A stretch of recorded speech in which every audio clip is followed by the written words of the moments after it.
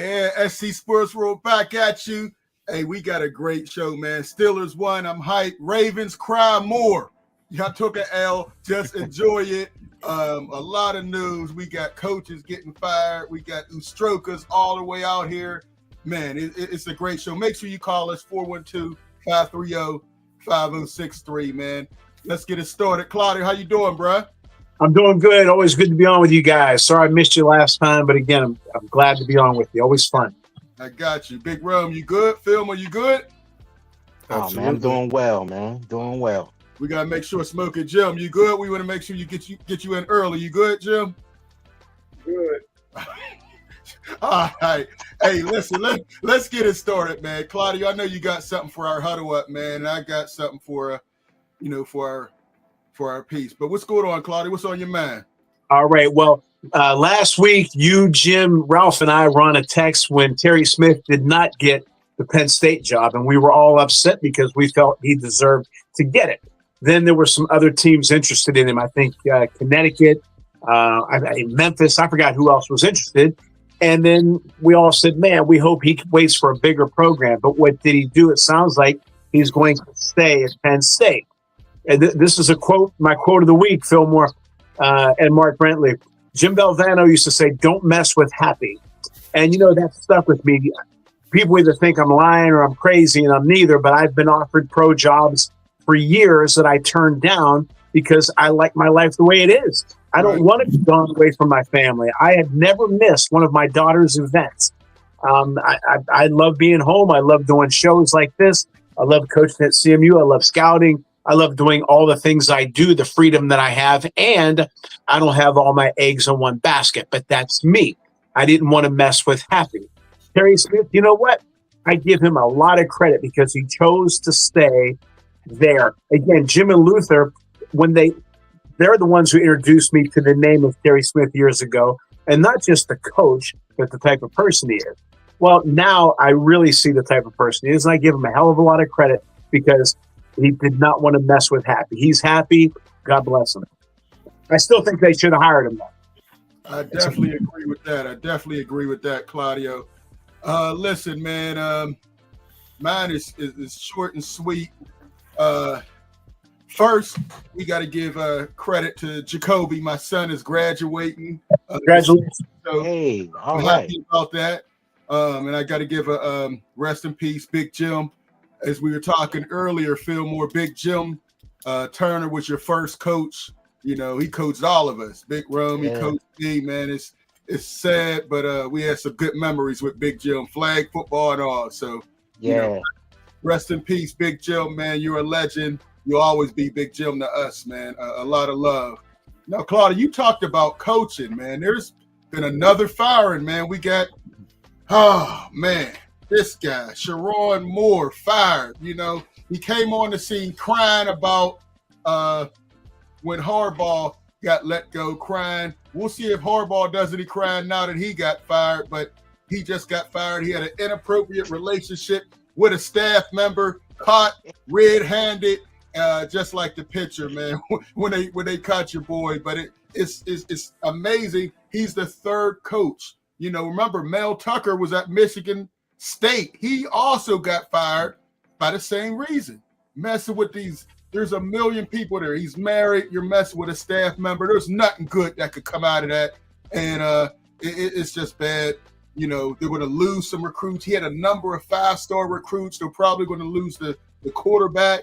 And I heard some other stuff about him too. Like he really lost it, but I'm not sure. But we know he got fired. I'm sure about that. And I'm sure he's crying again because of it. But you can't make these decisions, man. You got to be smarter. You got to be able to control yourself, or you end up like your boy, Sharon Moore, looking for a job.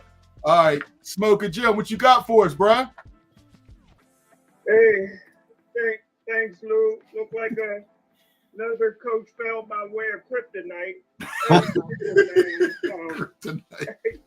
What's kryptonite? Hey, Luther, the only time you're ever right is when you agree with me. Oh, stop. That's a lie.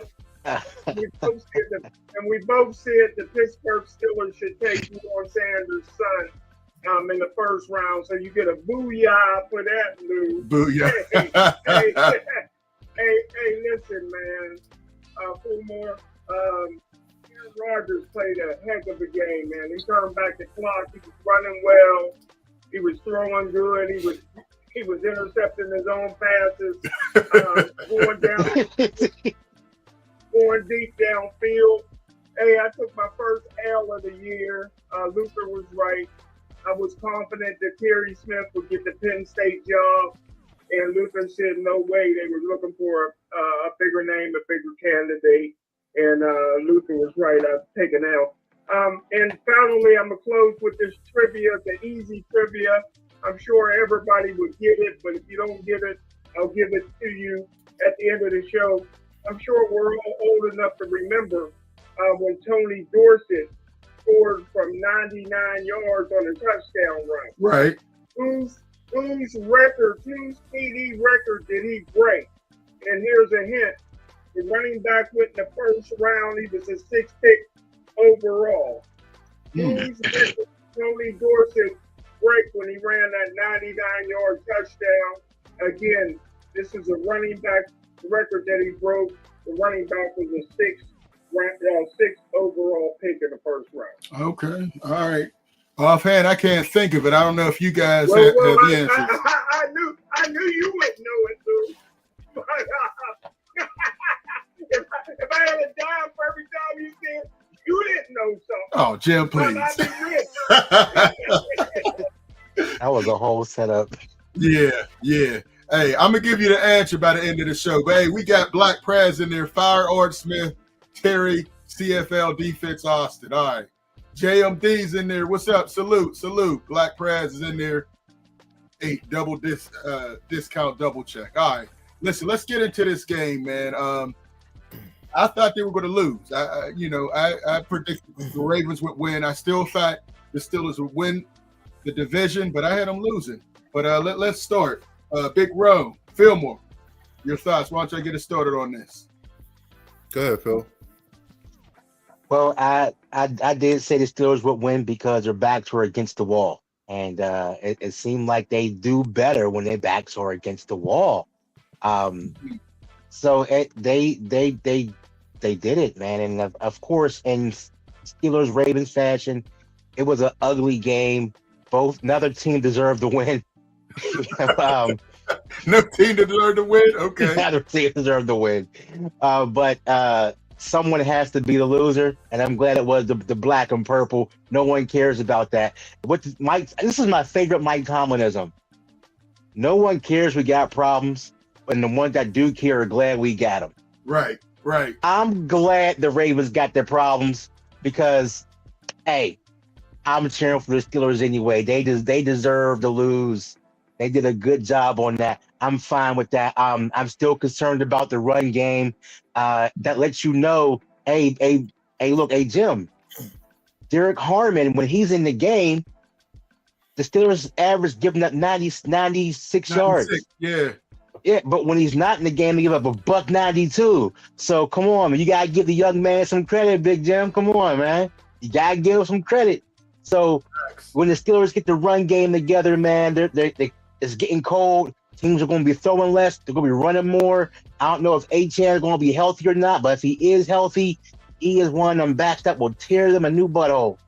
So they better get ready. But they did good enough. They did a good enough job to win the game. Shout out to Joey Porter Jr. for not giving up on that play.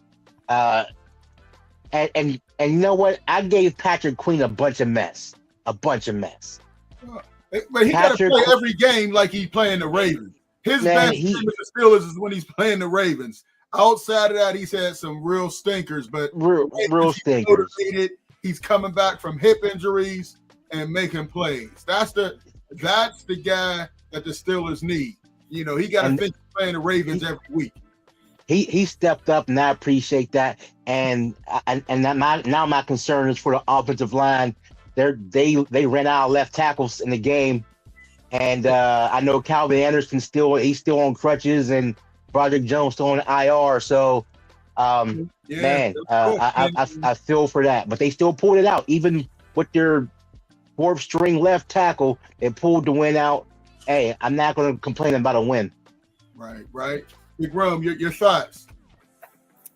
From the gate, I like the way they was attacking the defense deep. I think they had 2 passes of over 20 yards, and they had 1 pass for 19 yards that went to Austin. I think that's big time. You got to spread it out because you have to give them the ability to open up the field. So I loved each and every one of those passes. I like the concept of what they was doing, at least early on. We still can't run the ball, so that's still a problem. We're still giving up a lot of run yards. That's also still a big problem. But the defense are making plays, and that's what it seems like it's going to be a theme for the most part for the rest of the year. It's going to get colder. We're going to have to hunker down. We got to get a little bit healthier on the defensive line, making sure our safeties stay healthy, and continue to attack with our defense, man. Those are the kind of plays or the type of days that we're going to have in order for us to do any damage in the playoffs. So I like what I'm saying. There's still room for improvement, but we got some action, and I love it. Okay. All right. Claudia, we didn't get your take on the show last week. What were your thoughts on this Ravens game? Well, I did think the Ravens were going to win because I thought they were the better team, but they were not the better team. They didn't act like the better team. And again, Harbaugh outcoached himself. It was one of those things, they think we're going to do this, but we're going to do that instead type thing. You know what? They should have run the ball. And then Lamar didn't look good, but maybe pass when you want to. Maybe they put him in a position to lose and not succeed because they outthought themselves. As far as the Steelers, again, a win's a win. I don't care if you win. But the problem with that is, Rome made a great point. When you go deep, you open up the field, which should help the running game, but it didn't help the running game at all. 17 carries, 34 yards, 2 yards a carry. That's awful. Aaron Rodgers did his thing. He had 9 targets, including himself. Okay, he spread the ball around pretty good. Look, the Steelers were they had a few splash plays, obviously, but I think the thing that there was some bad calls that helped them, which is fine. That's part of the game. I as a coach, I'll take them every day. But now the thing is, as a coach, you tell them exactly. You have to be honest with them. Hey, let's not get too full of ourselves. Let's not blow a kiss to the camera just yet, because we didn't play. You don't do that, Claudia. You don't blow the kiss to the camera when you get a victory. I may have done an Italian salute, but that's another story. But I just think that you have to play with desperation. Let's not get too cocky. Okay. So again, they played well in spots. They won. At the end of the day, they won. And Baltimore, again, they had 40 carries, 217 yards, and I think they should have had 50 carries. But now I know we're not going into the game just yet, but Miami has some strengths that maybe Pittsburgh has some holes. So again, like in boxing, what do they say? What's the term again? I'm losing my mind. The match. What's the term? Styles make fights. Yes. Styles make fights. Exactly. So, but we'll get to that in a second. But again, at the end of the day, they won. Just like in baseball, whether you hit a dunker or a line drive, in the box scores, it appears as a hit. They won the game. Huge game. Absolutely. Listen, I was wrong, and from the very beginning, I just like the aggressiveness. I don't know if this was Arthur Smith's offense or Aaron Rodgers said, "I'm doing my plays," because he was going deep. He ran through the sideline, and can we give some credit to Echols? Echols been playing pretty good as a slot corner, and Pierre Lamar Jackson to another interception to his cousin. But the run defense, man, they're letting backups get touchdowns. And do you guys think that was a touchdown? And likely, I love how Joey Porter kept fighting. But is that a touchdown, or I have some thoughts about that. I kind of think that was a touchdown. I thought for sure it was a touchdown. When they reversed it, I didn't understand it. Hey, Lou, can I get in on this? I'm waiting for you to get in, Jim. You forget about me? No, I'm about to come to you next, cry baby. Go ahead, Jim. I'm trying to put on a like. Hey, listen, first of all, you went out of your way not to give me credit. I said the Steelers will win. And You did. My focus is just like fine wine. I'm Oh, looking my for gosh. win number 9. That's very important to me. Why? Listen, somebody, I ain't gonna mention no names. Somebody took a shot at me about stopping the run. Derek Harmon was in there both times against Cincinnati. I go by the eye test. You guys can't tell me that Derek Harmon eye test ain't a waste of 320 pounds. He looked a lot like DeMarvin Leal. Stop, He Jim. looked like Jim. Ziggy Jim, Hood. stats He say looked the like defense is Edward better with him in Clancy. there, Jim. He looked like Aaron Jones. He looked like Gerald Williams with a G. And he definitely looked like Darryl Field. Now, if you guys like that, I don't. You know what I mean? It's because of these fake stats that these guys is on the team 3-4 years taking up space. The guy's a first round bust. He ain't got no intensity. He ain't got no mean streak in him, and he look better gone.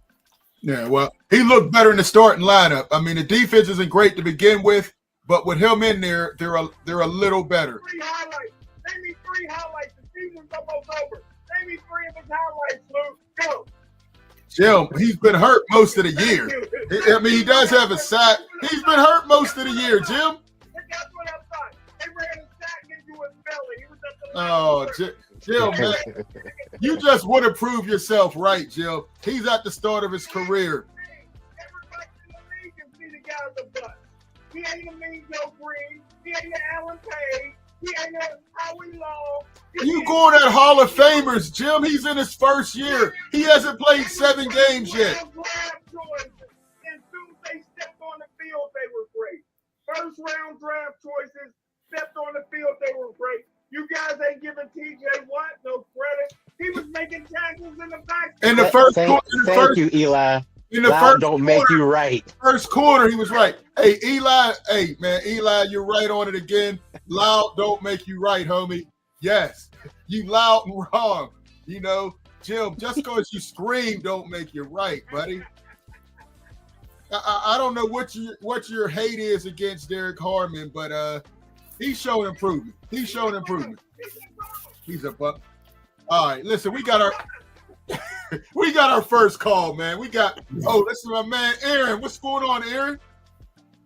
What's going on? All right. Thanks for calling the show, man. What's on your mind? Not much. Hey, I'm always say about Derek Harmon. When we have Derek Harmon in the lineup, we averaging against our rush defense is keeping them under 100 yards rushing. Right. Without Derek Harmon, they're over 120. Right. Over 150. Right. They're over 150. So when him being in the lineup is definitely a good thing for us. Nice. We'll give Jim credit though. I feel like Penn State definitely should have hired Terry Smith. If anybody knows anything about recruiting in Western PA, Terry Smith, his name is all over it. So they definitely should have hired that man. Hey, we all agree on that. Jim said they were going to hire him. I tried to tell him, like I always do, before he makes a fool out of himself, that they were not going to hire him. But Jim kept being loud and wrong again, and he took another L. I thought he was the right hire. I knew they weren't going to hire him. I knew it. He had the right to be loud because he deserved that spot. I can tell you one thing. I've never seen a coach at a D1 Power 5 school walking through the city hallways like he was, a member of that building. So I've seen him walking through the city schools with no problem. So that's a lot of credit I give that man. Absolutely, man. Oh man, Eli's in there talking about bust would be Cam Ward. He's not a bust yet, man. You got to give him some time. Tennessee don't have a lot of talent around him. Stop that, Eli. Eli hates some Cam Ward. Hey, Aaron, what else you got, man, in that game? Look, question: do you think that was a touchdown? Likely. I got to get everybody's opinion on that. To be honest, I thought it was a touchdown, but I don't feel bad because that happened with Jesse James. Yes, sir. For Steelers. So I don't feel bad because it wasn't called. It wasn't called, back then. So it shouldn't be called now. So I don't feel bad. But yes, I do think it was a touchdown. I mean, I don't know how many steps you got to take before it's considered, to be just like that George Pickens play was a couple years ago. He got the same foot down twice, and they said it wasn't a catch. Right. It's like they got to figure that out. That's true, man. It's like it used to be. I thought you had to have 2 feet down, catch 2 feet, and you good. Now it's 2 feet. Now it's 3 or 4 feet plus a football move. I'm like, when did y'all change that? Every time you hear it, it's something different. Yeah, but I don't know, man. Well, what do you think about this Miami game? If they can figure out how to stop the run and put pressure on Tua, Tua don't like to get hit. Yeah. Tua can't afford to get hit. I mean, oof. Right. Right. He can't afford to get hit. So if you put pressure on him, and I think he'll cough it up. Jalen Waddle is a solid receiver, but he's no Tyreek Hill. You got to worry about. Why you got to throw him crib size, man? What you got?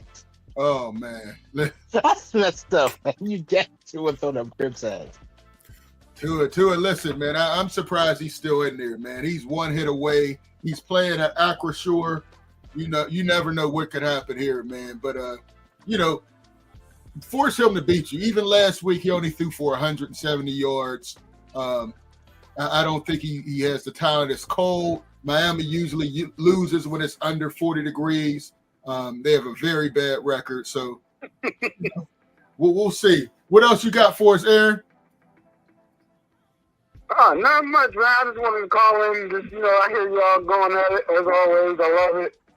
Keep it up. We got to get you back on here.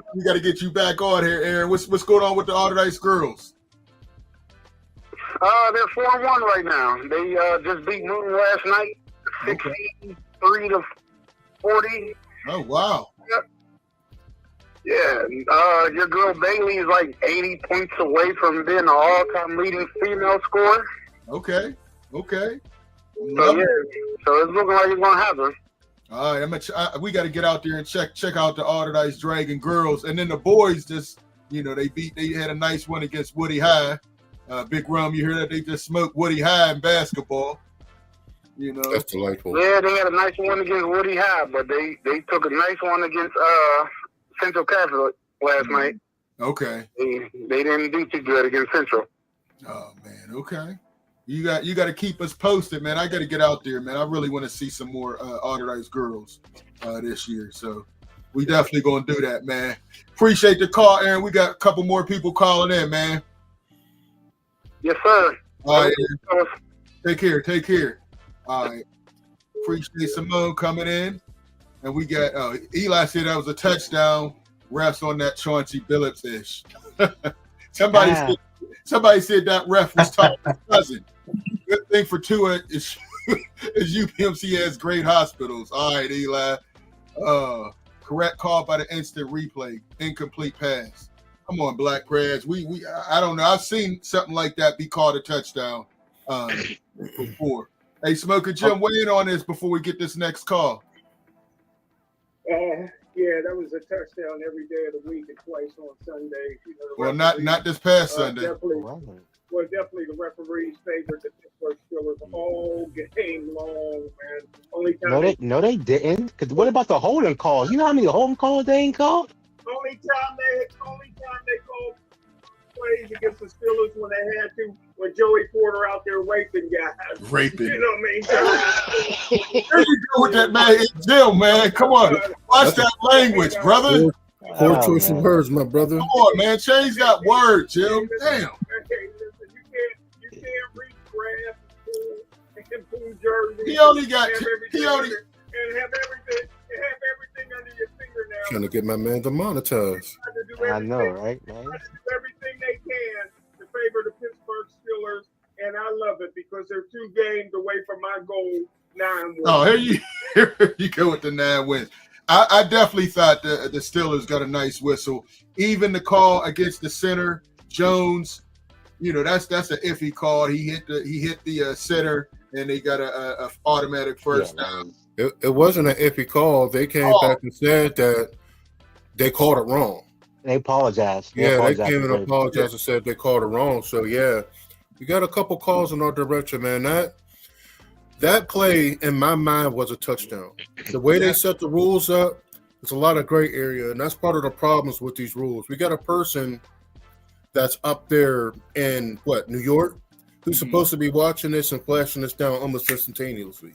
That took too long. That means that they have to think about what the rules are. They're cracking open the rule books and dusting them off. Yeah, that means that they got to shape that up. And then they're the going to mic probably wasn't do even on the hit. You couldn't even hear what the head ref said. The mic wasn't on either. So we're like, is it a touchdown? What happened? There was a lot of wild stuff in that one, man. If you're a gambling person, that had to be working your nerves that game. No, but I agree with Big Rome though. It's like it's according to the rule, right? The way they've written the rule, it's not a touchdown. They need to change the rule because all of us looking, saying, yeah, that's a touchdown. Right. But according to the rule, what they call, he had to have possession, 2 feet, and time to do a football move. That's the gray area. To the time to do a football move in the end zone would be the third step.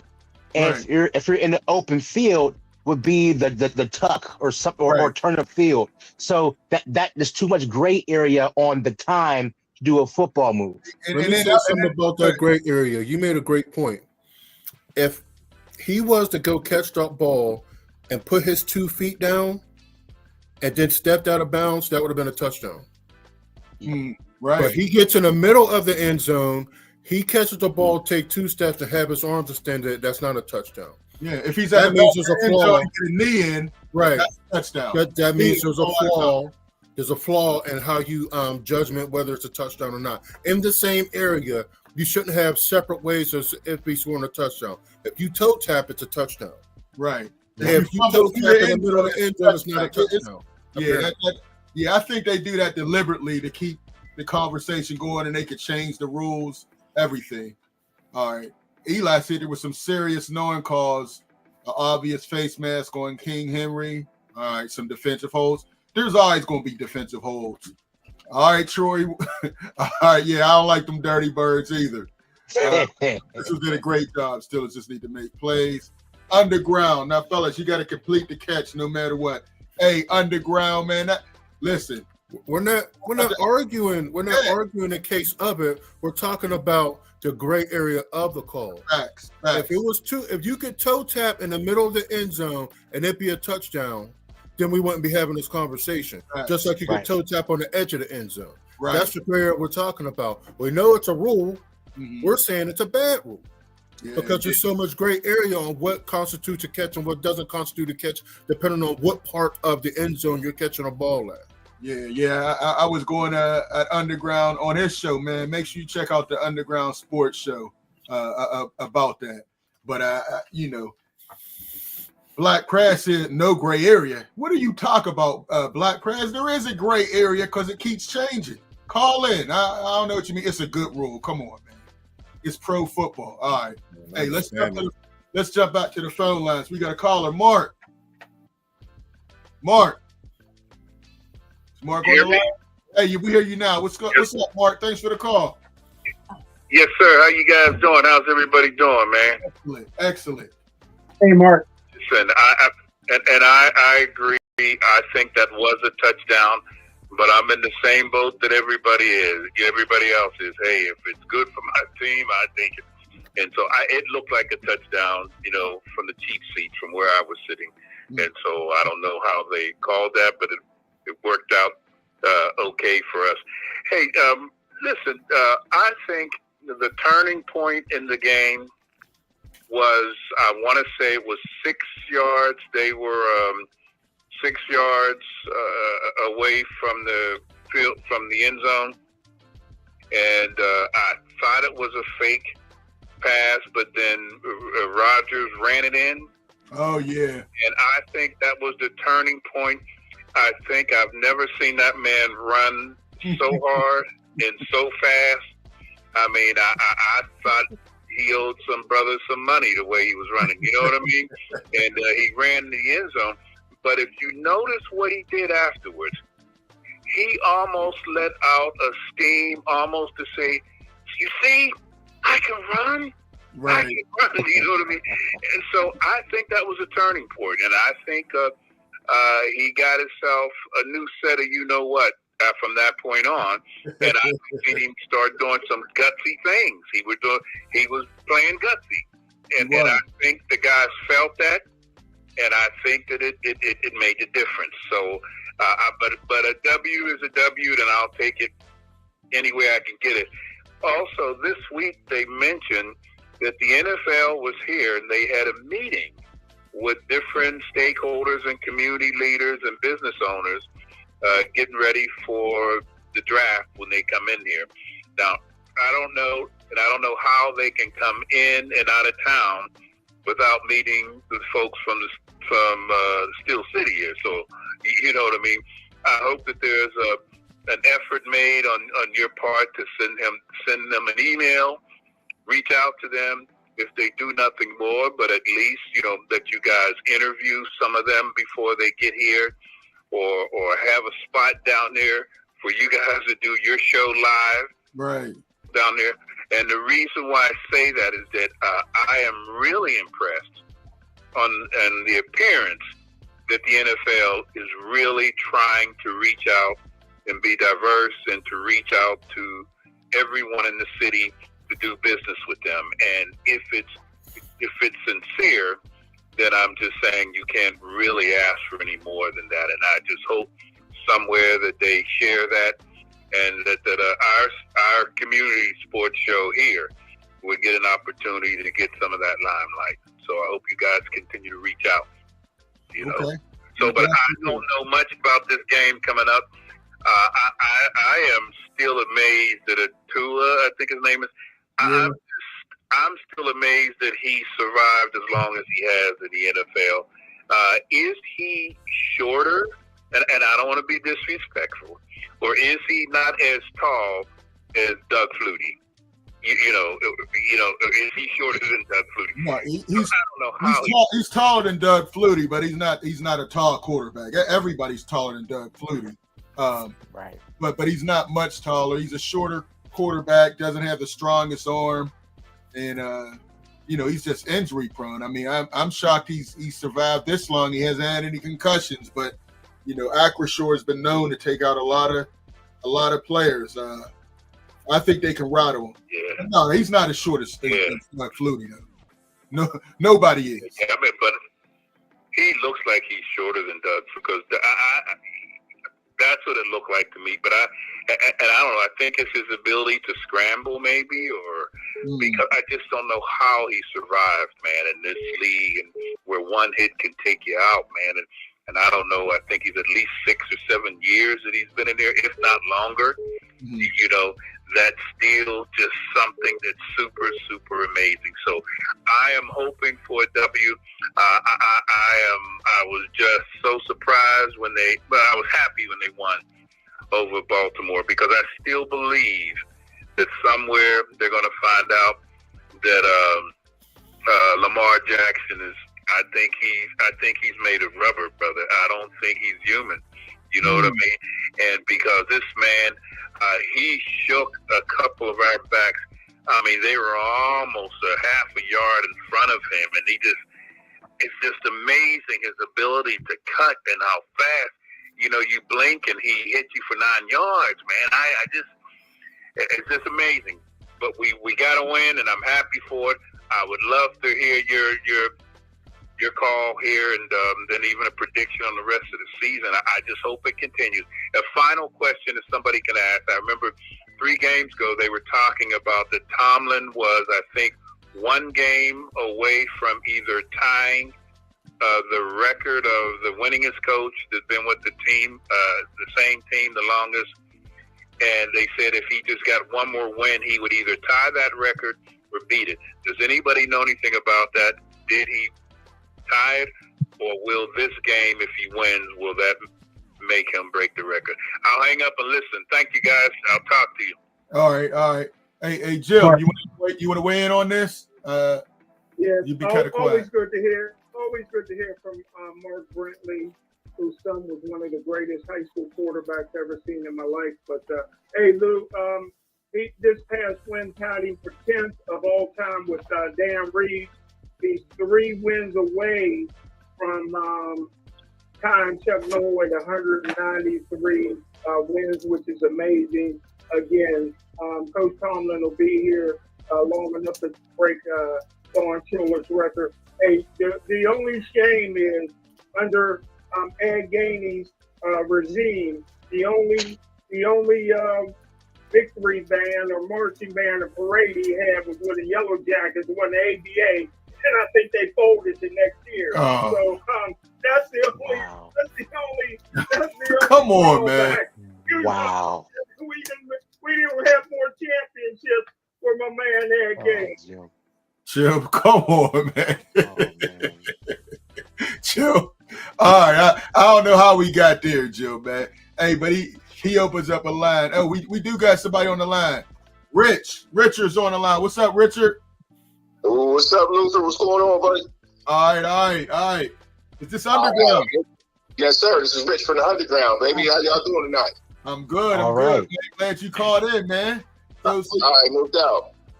Hey, man, I just wanted to talk about the gray area you're talking about with the catch. You understand what I'm saying?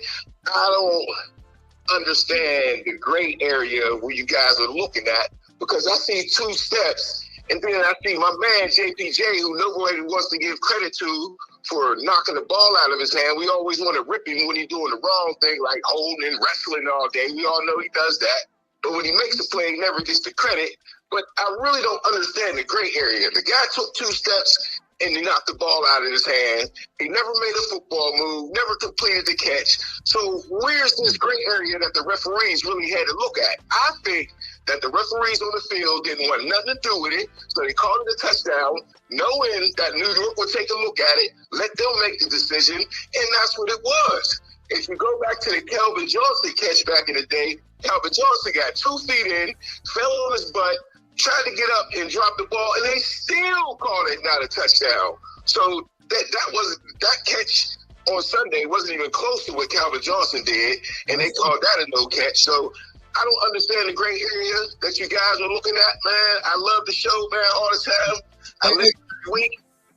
Hey, Rich, hold on.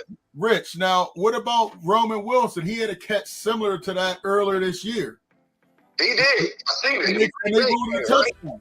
It was very similar to this play, and they ruled it a touchdown. So we've seen this type of play get ruled a touchdown. That's why there's a gray area. We've seen it get ruled a touchdown, and we've seen it not be ruled a touchdown. I think the gray area is what is up for interpretation. I was listening to a couple things where they said him extending his arms was a football move. Mm-hmm. Then we're talking about them having to have 3 steps, right, making a football move.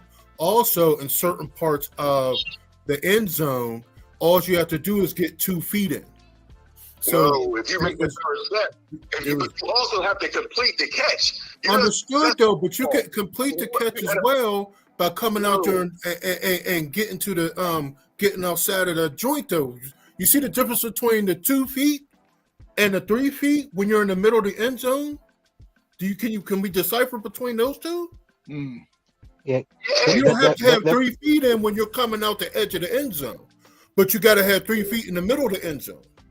Yeah, right. Rich, I think there's a lot of gray in that end zone. There's all kind of gray. The thing is, as soon as he put his second foot down, that's when the ball came out. They were simultaneous. He was almost about to put his third. It was 2.5. Now, man, look. Yeah, Rich, look, we could play it again. I mean, he has 2 feet. 1, 2. That's not actually the full. Hold on. Yeah, I caught it late. All right. Yeah, one, he got 2 feet in. We're about to put the third foot down. Yeah, so he had 2 feet, had the ball, and the third one, the ball got knocked out. So possession is control the ball and then 2 feet. So that's possession. That possession was established. The gray area is, when is the football move? Was the football move when him having the hands out or not? So possession was established when he put the second foot down. That should have been a touchdown at that point. You don't think that's when the ball was coming out? No. I think that it was slapped out of his hand simultaneously with that second foot. Look, 1, 2. He's about to put his third in, and then it gets knocked out. I must be on the wrong stream because I can't see nothing. But hey, I looked over and over and over. I feel like there ain't no gray area, man. If he knocked it out of his hand, you got to possess the ball. There would be no argument if you hold on to the ball and tuck the ball away. You know what I mean? And that would be the football move. The tuck would be the football move. That's what I'm saying. That's the football move. So to me, there's like I said, there's no gray area. Even if you say a half step, the third full step would have been a football move, but he didn't even get the full step in, and he lost the ball. He was careless with the ball. This is the same guy in the Baltimore game last year against the Chiefs where he couldn't get his feet in bounds at the end of the game. Right. You know what I mean? So, he does careless stuff like that because he was trying to be pretty and he got the ball knocked out of his hand, man. You tuck that ball away, game over. Game over. We all could agree on that for sure. Right. Yeah, all right. But, hey, man, like I said, y'all, man, hey, I love the show, man. Lou, you know that, man. I listen every week. Love everybody else's input on the show, man. I'm going to keep listening, man, because I want to know what y'all think about the Miami game. All right, hey, well, tell us what you think before you go. How do you see it? I do believe Miami's pretty dangerous. Miami won the last, 5 games out of 6 games, or 5-1 in the last 6 weeks. And they got a little offense, man. They've been scoring in the 30s. It ain't always Tua that do it. I think A-Chain is the most dangerous dude on the offense. Facts. And, we giving up yards on the ground. And then play action, they go to Waddle. It might be a little trouble on Monday night, man. The Dolphins always play us tough. So, we'll see. It ain't going to be a gimme because they ain't no Steeler game to gimme. We all know that. Right. So, that's pretty much what I think about it, man. A-Chain's the X factor. I'm going to say that. That's for sure. No doubt. Hey, Rich, man, appreciate the call, man. And when's your show on? Tell the viewing audience, when's your show's on again? Underground Sports? Yeah, Underground Sports Show. It's pretty much like your show, about an hour and a half before game day at 11 a.m. All the way up to game day. We talk fantasy football. We talk betting. We talk sports. And you know what else we talk, Luther? You know what I'm saying? I ain't going to say that on your show. You know what I mean? But we do that too.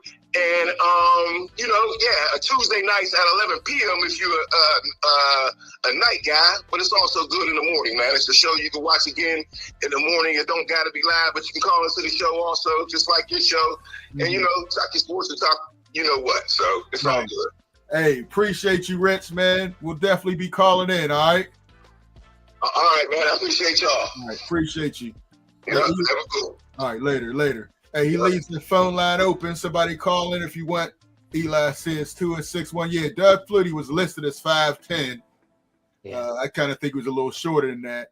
But Lori had a question. Thanks for the call or the text, Lori. Which area should the Steelers invest in first? Offensive line, quarterback, or coaching to return to AFC contention? All right, Jim, let me let you jump in because you've been quiet. You and Claudio been real quiet. Jim, what would you say to Lori? First of all, I just want to say Richard had a great call, and he's right. In the 70s, the Miami Dolphins used to destroy the Super Bowl champion Steelers. The Miami Dolphins is the greatest team of all time. Undefeated, except in 1972, undefeated. Nobody's ever done that before. Tua used to out-coach Chuck Noll all the time. I don't think there's anything. Who has more Super Bowls?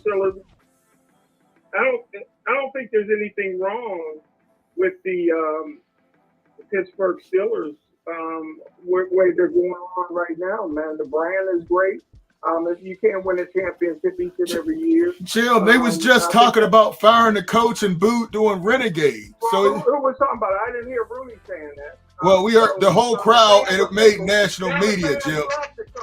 Now the fans love the coach. Do they?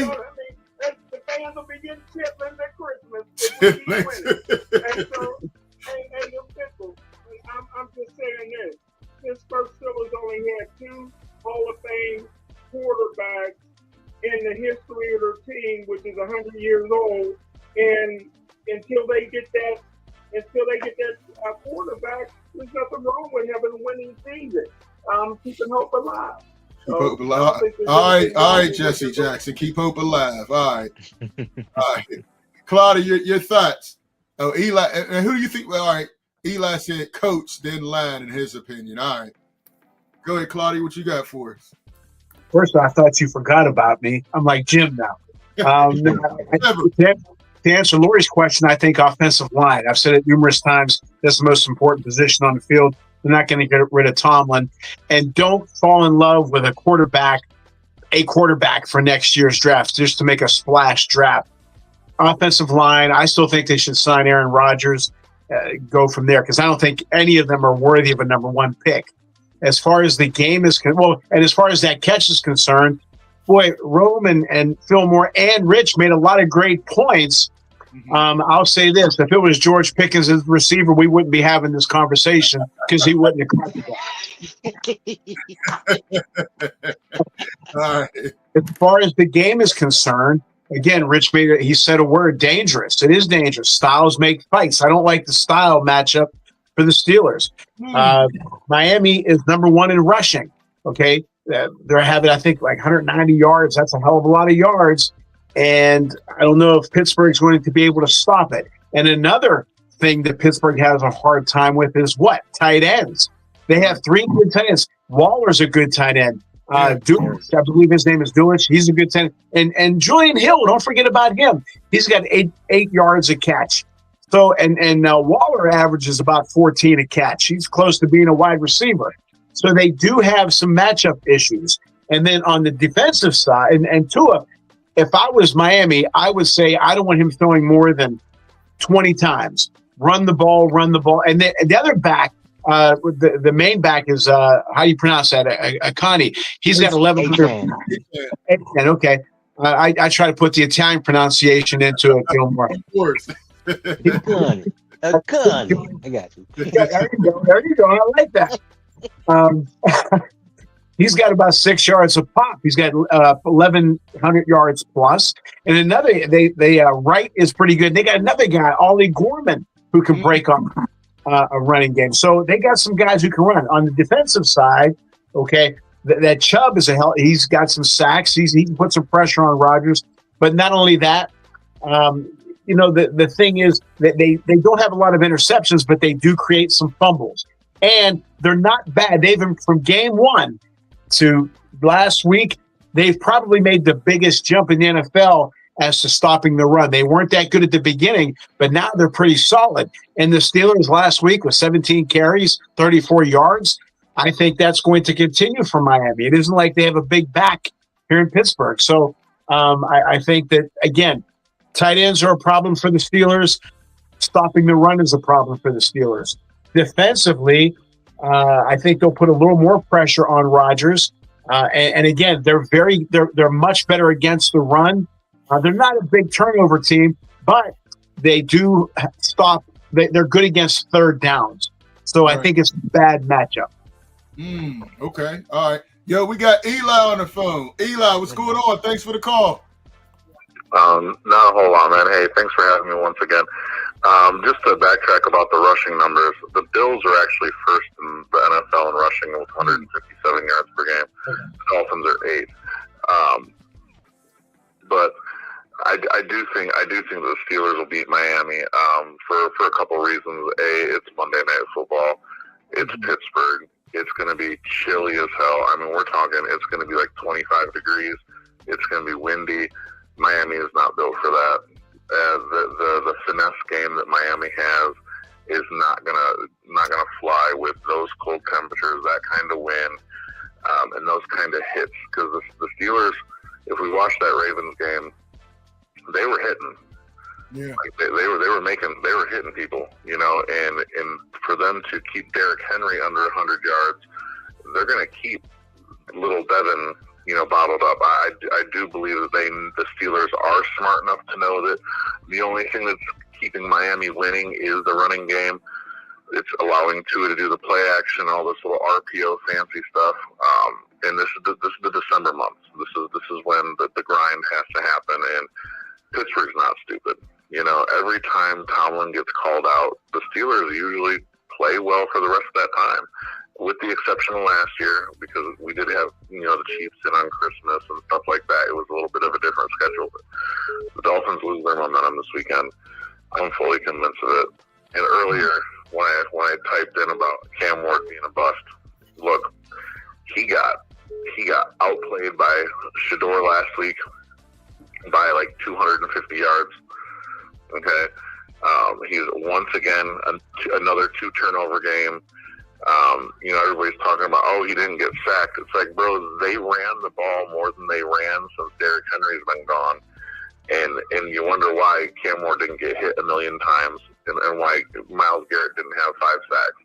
Like they're talking about how, oh, Dan Moore did his job. It's like, Dan Moore didn't have to pass block half the game.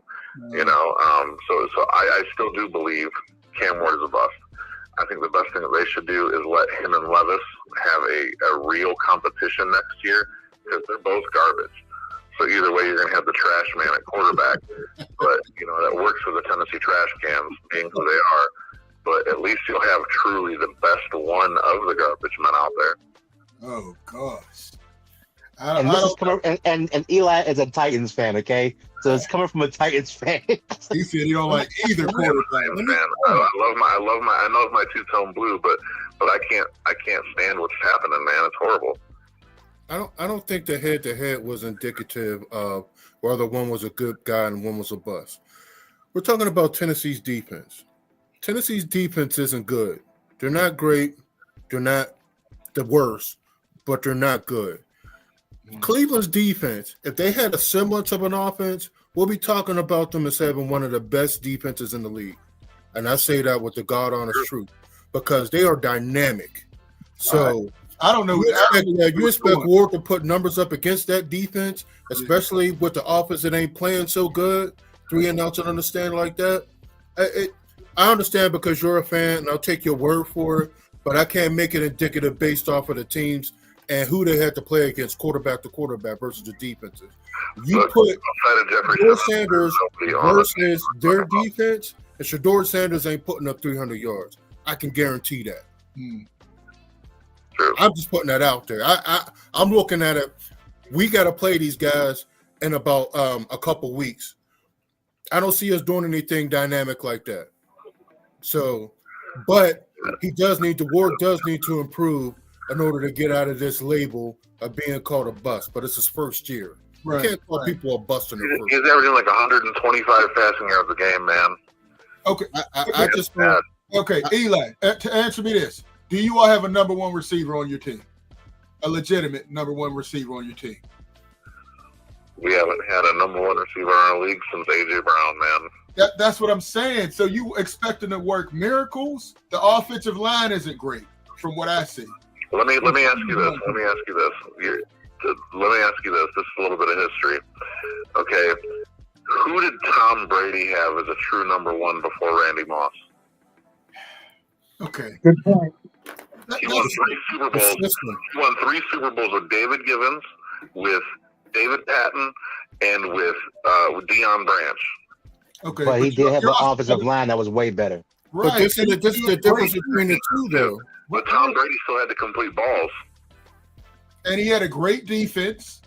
Now, his first couple Super Bowls, he wasn't Tom Brady that we know Tom Brady. He definitely wasn't Tom Brady. He was winning 20-17. He was a game manager. He turned in to be the GOAT, but back then he wasn't putting up. He was never a turnover machine, though. And he had clock killing Corey Dillon.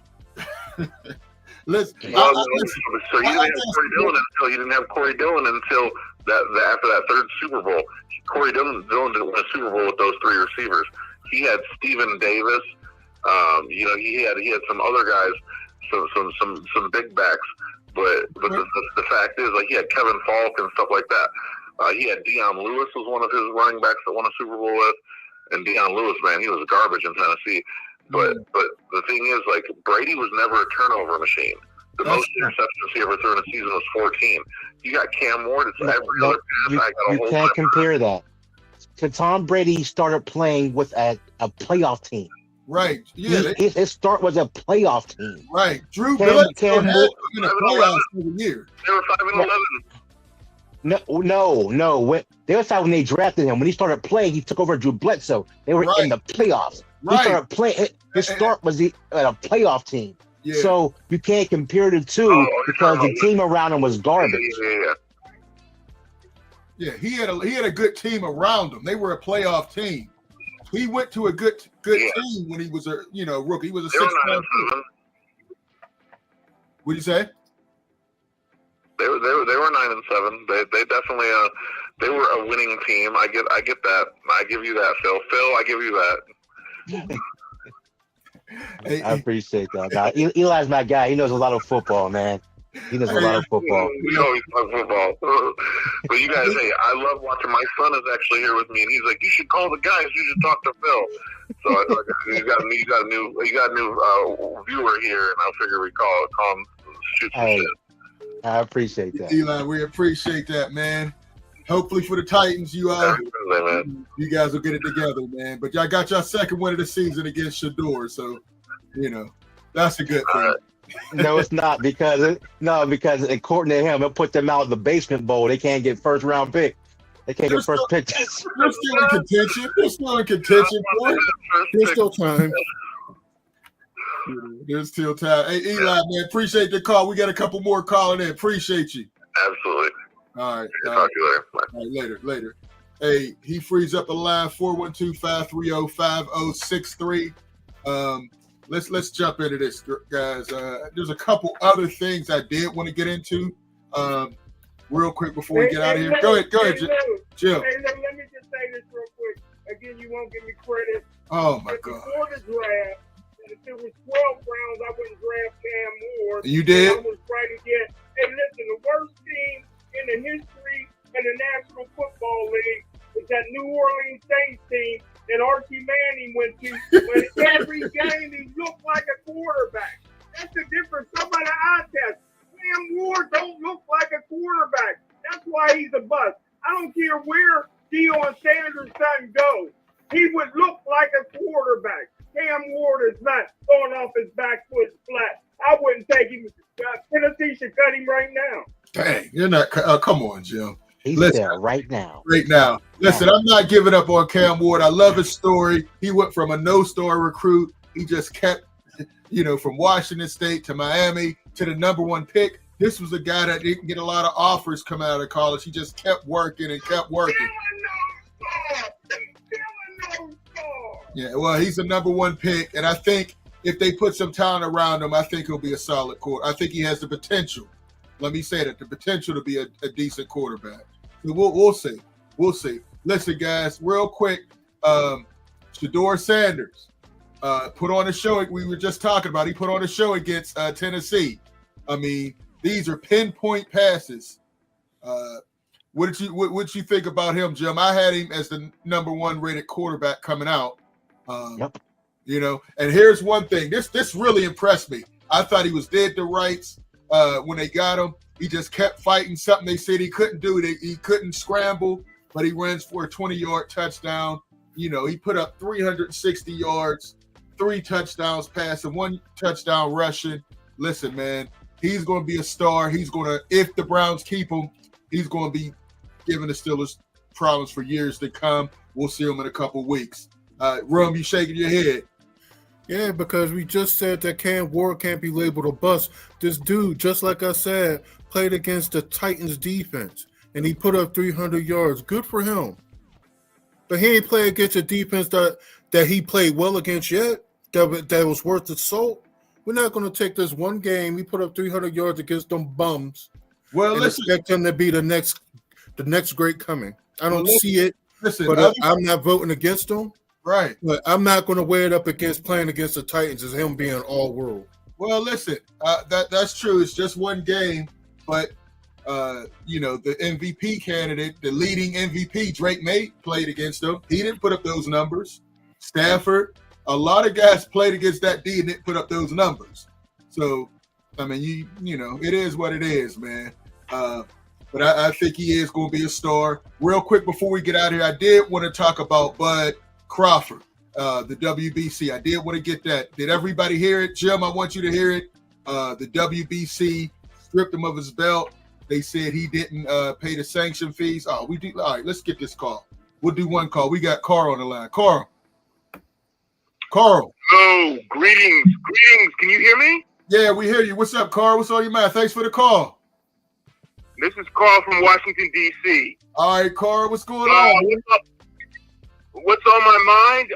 Well, for FYI, if anybody's following college football, You heard about what happened at Michigan. Let Yeah. me just say something. Michigan has a very low tolerance for adultery, or this sort of thing. Sterone is more public, but this has happened with the president of Michigan. 2 presidents ago, something like this went on. That guy is gone, and he's the president of the university. So they have a very low tolerance for this type of stuff. Okay. I just wanted to say congratulations to you, especially for this coming Friday and Saturday. FYI, all the stores at Wonder Plaza on Georgia Avenue are gone. They're all gone. Jeez. Anyway, have a great evening. It's a wonderful life, and congratulations again. All right. Hey, thanks a lot for the call. Appreciate that, Carl. All right. He leaves the line free. Real quick, let me do this before we got here, man. The lines were blowing up. We appreciate everybody. We have Bud Crawford. I tried to censor some of this, but he's having some issues with the WBC. Claudio, Jim, we know a little something about the WBC, but he paid the other organizations a certain amount of money. The WBC wanted more. So hopefully I was able to censor some of this. If there is some bad language, you know, excuse me for it, but check it out. Can you all hear that all right? Mauricio, you know, got a lot to say about me not paying him $300,000 plus another $100K something for sanction fees, right? He ain't gonna tell me I ain't even apologize. Like, who the fuck you think I am? Well, you better slap your fucking self and paying your ass shit. Fuck you talking about pay you $300,000. What makes you so motherfucking better than any of the other sanctioned bodies? Huh? Answer that question. What makes you better than the WBO, the IBF, or the WBA? Everybody accepted what I was giving them. But you, the WBC, think that you better than everybody, don't you? So since you, the WBC, and you got the fucking green belt, which don't mean fucking shit. The fucking real belt is the ring belt, which is free, motherfucker. What are you talking about? You want me to pay you more than the other sanctioned bodies because you feel like you better than them. How in the world all the sanctioned bodies agreed to the same amount, but you sit your motherfucking ass up there and say that I need to apologize to you? The fuck? You can take the fucking belt. It's a trophy anyway. The fuck am I paying you every time I step foot in the fucking ring? All right. That's a little bit of Bud Crawford. You know, he was unhinged. You know, Bud, pound for pound, WBC doing more WBC BS. He paid the other organizations the same amount, but they wanted an extra $300,000. Wow, Jim. Let me start with Jim first. Jim, what were your thoughts on that?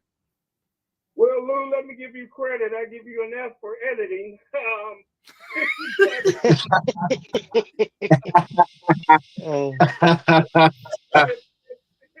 If Bud Crawford couldn't draw flies, nobody cares about Bud Crawford. What? Pay the money. You got the money. Pay the money. Don't nobody care. Bud Crawford, if he was fighting down there at the Chuck Cooper Arena, he couldn't get 100 people to go watch him fight. Nobody cares about Bud Crawford. Lies. He's a great fighter. He's a great fighter, but he's like Earl Spence. They don't move the dial. So, listen, pay the money. You got the money. You're rich. You're sitting on. Pay the money. He paid. Him fee. Jim. That's why they stripped him. I'm glad they stripped him. And they look bad. Social media, everybody's been on him. It opens the door for Canelo to get the belt back to true 168-pound giant. How is he the true? Bud Crawford washed him. And Jim, you need to stop all your lying. Jim, stop your lying. Bud Crawford was the second most searched athlete on Google this year behind Shedeur Sanders. So stop the lies. He does draw. You know, that for me? Google? Yes. That's where you're getting your boxing information now? No, Google? what I'm saying, he was searched. Did you see Netflix? Him and Canelo did big numbers, Jim. Him and Canelo. Why does the WBC deserve more money? Jim. Who was his opponent? Jim, answer me this. Jim, there you go, loud and wrong. Answer me this. Why does WBC deserve more money than WBO, the WBA, and the IBF? Why? Okay, all right, Chip, that makes no sense. That makes no sense. Everybody else accepted the same amount, and they said they want more. If it didn't make, the WBC's always been number one. What you want, the WBO? Does it be the biggest? The WBC's the biggest, not the NABC. Jim. Luther, what I said for years, it's not the belt that makes the fighter, it's the fighter that makes the belt. For example, Larry Holmes was the first, whenever I believe it may have been the WBC that he dropped or they stripped, all of a sudden the IBF was offended and they gave it to Larry Holmes. Everybody recognized him as the champion, right? Well, if they'd have given me the WBC heavyweight title, so hell with him. Larry Holmes is still the champion. So it's the fighter who makes the belt. These sanctioning fees, that's ridiculous. $300,000 is a hell of a lot of money, in my opinion. Right. I think they should all be lowered. Where's that money going? What's the purpose of it? What's the overhead covering? I agree with Bud Crawford, and I'm just looking at it from my perspective. I'd have done the same damn thing. Yeah, I agree. And you did a hell of a job editing too. I just let it play. Bud Crawford was too energized. He had a lot of explicit language in that, and I said, I'm done. He's going to say. But the point is, all these boxers, and Claudio and Jim, you know, we interviewed quite a few of them out here struggling. Why doesn't that money go help them with their expenses, with their needs? A lot of them are struggling with housing, cars, medical bills, and the WBC's out here, holding guys up for $300,000 here, $100,000 here, and these guys need money to live. No. Good point. Did it. All right, Phil Moore, Big Run, what are your thoughts before we get out of here? Mine is real quick. We've seen the fight. We've seen who won. We all understand who the champ is. Okay, with the belt or without the belt, we know who it is. When Ali got stripped of the belt for refusing to go to the draft, every boxer knew who the champ was. We know who the champ is. Facts. We know. Facts. Go ahead, Big Ron. It just goes to show you that boxing will always be in a terrible place. It's just another mark against what they bring to the table. You bring yourself out of the light with good fights, and then something like this comes up out of the shadows and they get exposed. Right. And it's a shame where we can't concentrate on the fighters. We can't concentrate on the fights. We have to hear something about you having to pay extra, which makes you think that they do that just to get him away from that belt, just so they can give the belt to someone else, just so they can XYZ. That kind of thinking is why the UFC is really popular. Because at some point, somebody's going to look somewhere else for this kind of entertainment. Absolutely. And it's a shame because I enjoy boxing a lot. I grew up with my grandfather. My maternal grandfather was a really big boxing fan. He used to have VHS tapes all through his living room, just stacked up of all the old fights. Facts. And it's something that attracts you to it. Then you're talking about in the mid-'80s, you're looking at all the middleweight fights that were fantastic. These boxers were fantastic. Then you got Mike Tyson coming into the place. That builds. And then you see all the shiftiness as you become an adult. And it kind of pulls you away from it.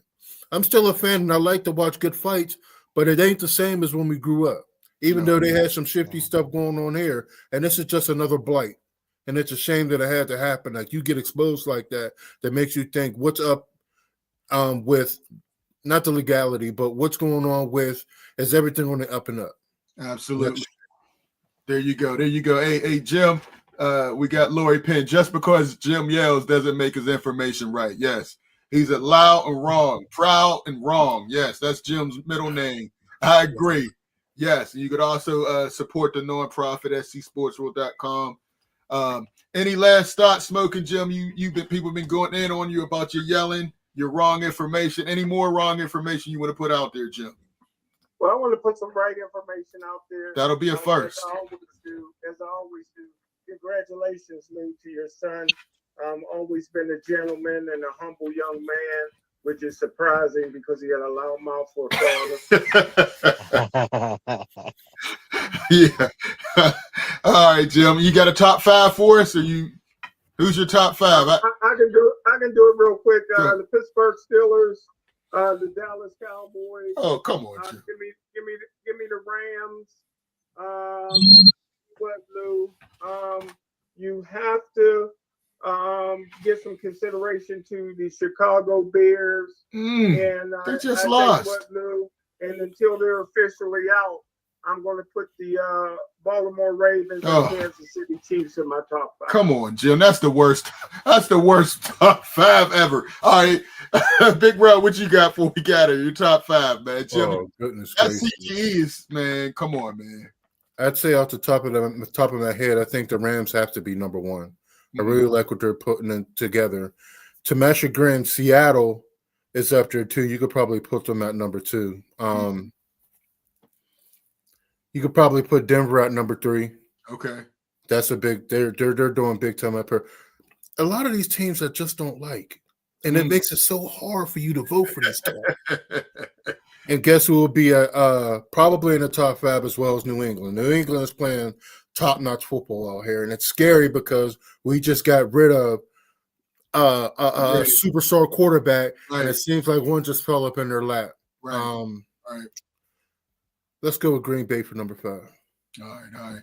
Hey, Jim, this is why Jim has that. This was Jim on the field a lot in his playing career as a running back. You know, the CTE really. This was Jim a couple times. I found some footage, Jim. This is how you used to be. But my top 5, I got number 5. I'm going to go with Seattle. Number 4, I'm going to go with the Bears. Number 3, I'm going with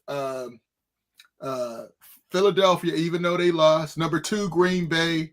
And number 1, the Rams. Listen, I don't believe in New England. I don't believe in Denver. They both could be one and done. They're having great years, but I don't have any faith in them in the playoffs. And Buffalo, if they get in with their kryptonite being out, they may end up representing the AFC because there's no Kansas City, no Patrick Mahomes, and they have a bunch of young guys. I think they can go to Denver and win. I think they can go to New England and win. And the door is wide open for the Steelers because I think the Steelers can beat either one of those 2 teams. And they beat New England earlier with a lot of turnovers. So there's my top 5. All right. Fillmore and then Claudia, wrap us up.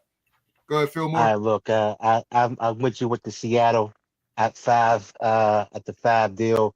I don't know how you put the team. I don't know how you could put teams that Chicago beat in the top 5. As Ric Flair said, to be the man, you have to beat the man. I don't believe the man. Chicago. I saw they lost to Green Bay. They will fall when it gets. But they beat Philly, and you got Philly there. So you got to beat the man. You have to beat the man. In the playoffs, Philly will beat Chicago if Philly make the playoffs. Number 3. I do have the Broncos. Number 2, I have the Patriots, and number 1, I have the Rams. Okay. All right, Claudia, close us out. Claudia. Okay. Oh, there you were frozen. All right. 5 Patriots, 4 Denver, 3 Seattle, 2 I'm still going with the Bills are dangerous, Rams number 1. But having said all that, it's like you get those balls with the numbers on them and just shake them up. They can come up at any time because it's wide open. And this is the year that anybody can pull anything off. There's not like the Chiefs. Everybody thought was the Chiefs. And I still haven't heard anybody talk about the Phillip Rivers move. What do you guys think of that? Oh my gosh, man. The only one nobody's happier than his wife. Because now maybe she could stop having kids that he's back on the football field. That man got about 15 kids, grandkids. So his wife was like, please go back. Please go back. 44 and haven't taken a hit in years. Oh, man, I don't know how he's going to feel after that first hit.